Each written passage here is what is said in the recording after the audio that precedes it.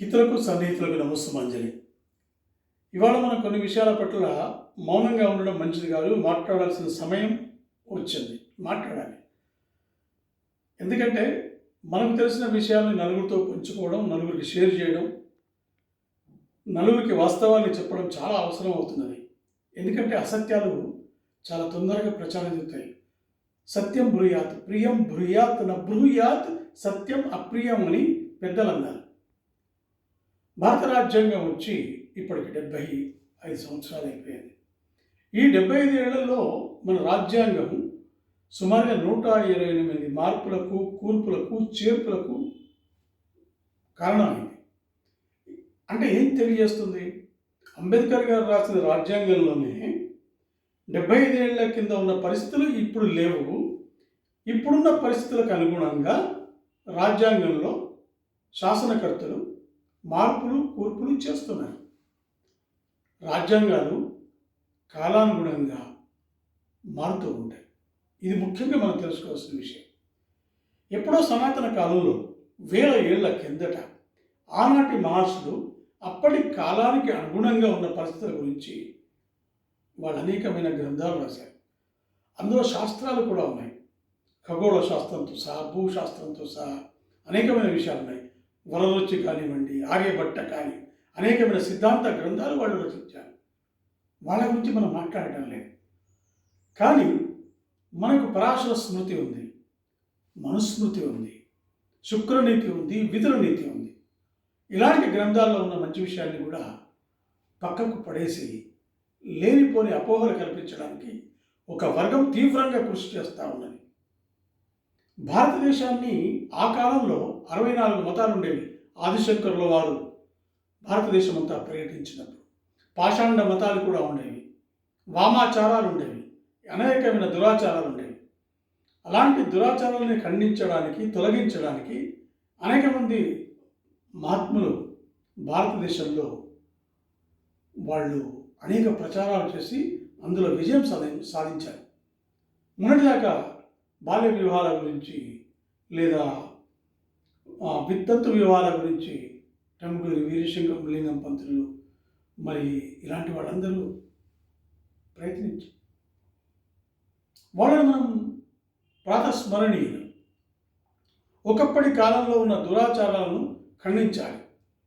కానీ ఎప్పుడూ లేనిది, ఎక్కడా లేనిది, ఇప్పుడు జరగనిది అలాంటి విషయాల మీద దుష్ప్రచారం కావాలని కొంతమంది చేస్తూ ఉన్నారు. భారతదేశాన్ని సుమారు 750 ఏళ్ల పాటు విదేశీయులు, ముస్లిం రాజులు పరిపాలించారు. అందులో మొఘలాయులు ఉన్నారు, ఖిల్జీలు ఉన్నారు, అనేకమైన వర్గాలు ఉన్నాయి. 250 ఏళ్ల పాటు మనం బ్రిటిష్ వాళ్ళ పాలనలో ఉన్నాం. దేశాన్ని అనేక రకాల కుట్రలతో విభజించారు, అనేక రకమైన అకృత్యాలు చేశారు, మన గ్రంథాలని మార్చారు, మన భాషను, సంస్కృతిని, పండుగలను, మన విచారాలను అన్నింటినీ మార్చేశారు. యువతరాన్ని నిర్వీర్యం, నిస్తేజం చేసే కార్యక్రమాలు కూడా చేశారు.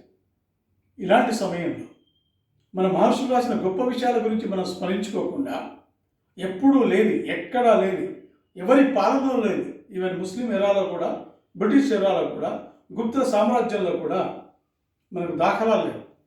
మనుస్మృతి గురించి బాగా మాట్లాడతారు. బ్రాహ్మణోస్య ముఖమాసీత్ అనే శ్లోకాన్ని కూడా వక్రభాష్యం చెప్తారు. చాతుర్వర్ణ్యం మయా సృష్టం అన్న దాని గురించి కూడా వక్రభాష్యం చెప్తారు. కులాలు లేవు, మన వేదకాలంలో కూడా లేవు, వర్ణాలు మాత్రమే ఉన్నాయి. వర్ణ సిద్ధాంతం అనేది అది వర్గకి సంబంధించింది, పనికి సంబంధించింది. ఇవాళ సెక్రటరియట్లో పోతే మనకు మినిస్టర్స్ ఉన్నారు. Education minister, law minister, agriculture minister ఉన్నారు.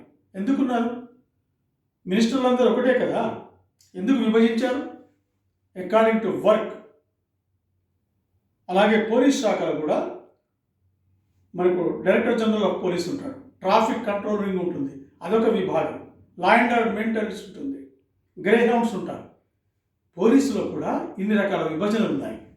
అలాగే ఒక సమాజం పర్ఫెక్ట్గా నడవడానికి 4 వర్ణాలు ఉన్నాయి, కులాలు కాదు, వర్ణాలు.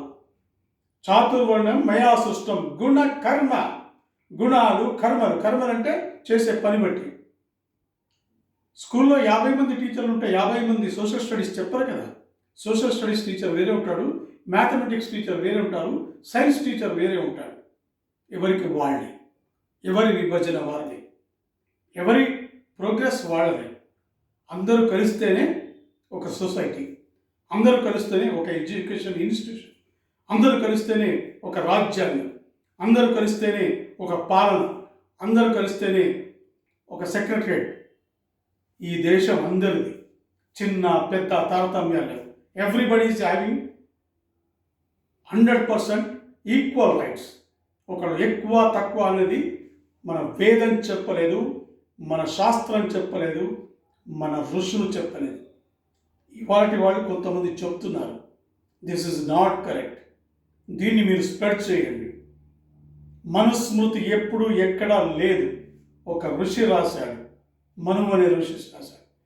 మీరు నిజంగా సిద్ధాంత గ్రంథాల గురించి ప్రచారం చేయదలుచుకుంటే ఆర్యభట్ట గురించి ప్రచారం చేయండి, వర రుచి గురించి ప్రచారం చేయండి, శుక్రాచార్యుల గురించి ప్రచారం చేయండి, భారద్వాజ మహర్షి గురించి ప్రచారం చేయండి. అంతే తప్ప లేనిపోని అపోహలు కలిగించి సమాజంలో వికృత చేష్టలు చేసే పనులు దయచేసి చేయండి. Thank you very much.